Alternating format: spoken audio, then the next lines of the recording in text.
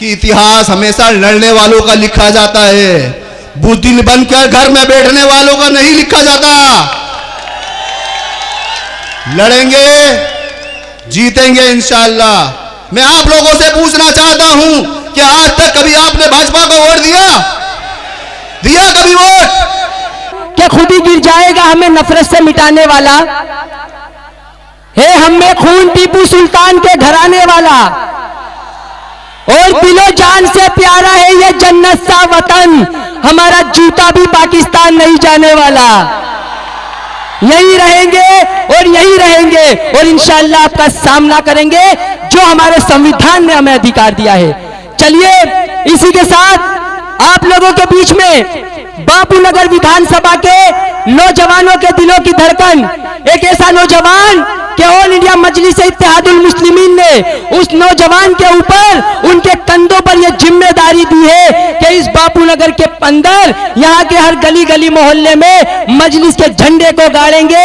ऐसे हमारे बापू नगर विधानसभा के हमारे चहीते उम्मीदवार शाहनवाज खान से गुजारिश करने से पहले ये शेर कहूंगा कि आंधियां भी आई थी और तूफान भी आए थे, आंधियां भी आई थी और तूफान भी आए थे, मगर आपके कदम जरा भी ना लड़खड़ाए थे।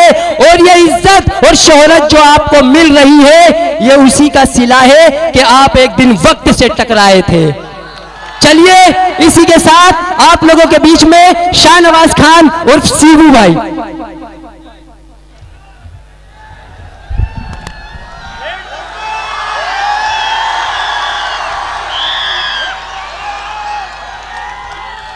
अस्सलाम वालेकुम। मंच पर विराजमान प्रदेश के तमाम नेतागण, अहमदाबाद शहर के तमाम नेतागण, हमारे वार्ड के तमाम नेतागण, सामने बैठे भाइयों, बुजुर्गों और दोस्तों, जैसा कि आज आप सभी को पता है कि आने वाले दिनों में विधानसभा का चुनाव होने वाले हैं, तो उस चुनाव को मद्देनजर रखते हुए हमारी पार्टी ऑल इंडिया मजलिस इत्तेहादुल मुस्लिमीन ने मुझे बापू नगर विधानसभा से कैंडिडेट बनाकर उतारा है। उसके लिए मैं सबसे पहले हमारे राष्ट्रीय सदर जनाब बैरिस्टर असदुद्दीन ओवैसी साहब और हमारे प्रदेश के प्रमुख जनाब साबिर भाई काबलीवाला का मैं तहे दिल से शुक्रिया अदा करता हूं। जब मेरा टिकट का डिक्लेरेशन हुआ, उसके बाद मैंने देखा कई लोगों में सवाल खड़े हुए कि आज तक हमने सिर्फ यहां पर कांग्रेस और बीजेपी को देखा है, आप चुनाव में क्यों आए? तो उनका जवाब देने के लिए मैंने एक इतिहास पढ़ा था। इतिहास में यह था कि इस देश में आज़ादी के पहले लगभग 700 से ज़्यादा साल इस देश में हुकूमत हमारी जमात, हमारी कौम की थी। 700 साल से ज़्यादा कहीं हैदराबाद के निज़ाम थे, कहीं के राजा थे, कहीं के रियासतें थी। उसके बाद हमारा देश पर कब्जा अंग्रेज़ों ने किया। बाद में हमारे पूर्वजों ने मिलकर इस आज़ादी की लड़ाई लड़ी और देश को आज़ाद कराया।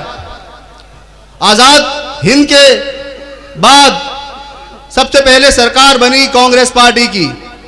वो कांग्रेस पार्टी ने लगभग 50 साल से ज़्यादा यहाँ पर राज किया।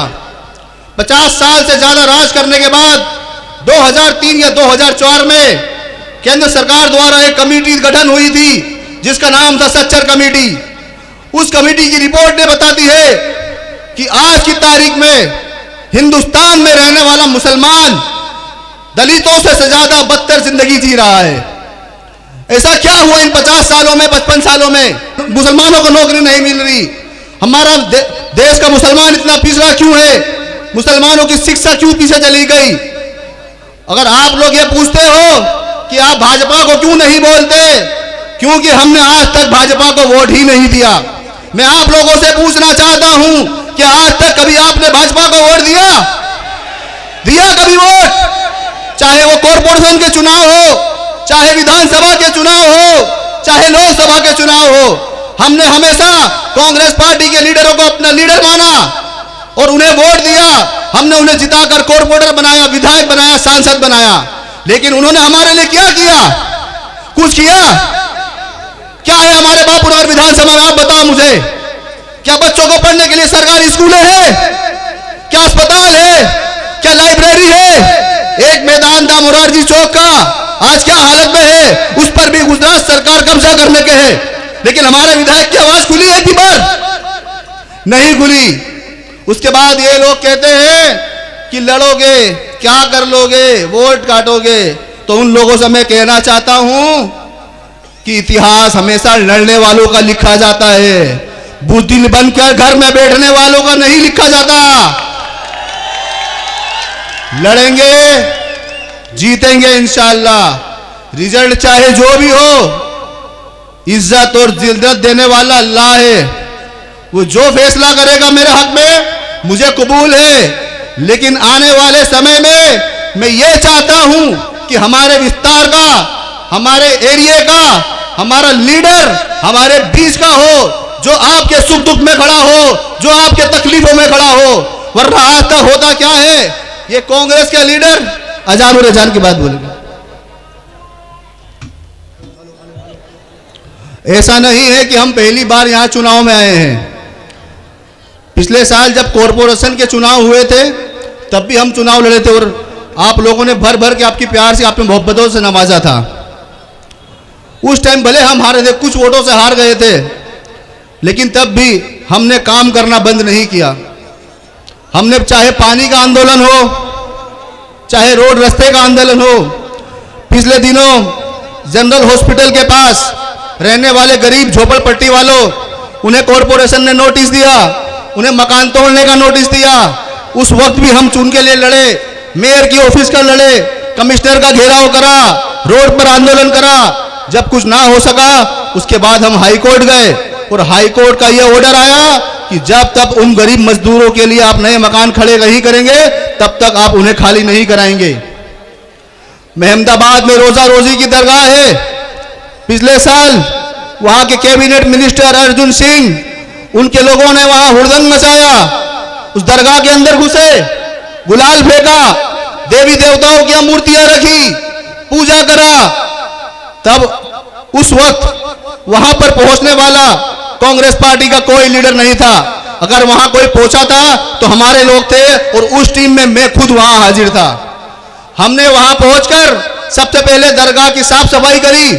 उसके बाद वहां की एसपी मैम थी, अर्पिता मैम, हम उनसे मुलाकात करें, और नतीजा यह हुआ कि उन्होंने 4 आरोपियों की गिरफ्तारी करी। हमारा विस्तार ये बहुत गरीब विस्तार है, रोजमर्रा रोज कमाने वाला विस्तार है। 2 साल पहले एक बीमारी आई कोरोना की, जिससे पूरी दुनिया परेशान थी। उस वक्त हमें जरूरत थी हमारे यहाँ के विधायक की, हमारे यहाँ के नेता थी। कि आपको वहां पर कोई विधायक नजर आया? कोई आपका विधायक नजर, कोई आपको नेता नजर आया?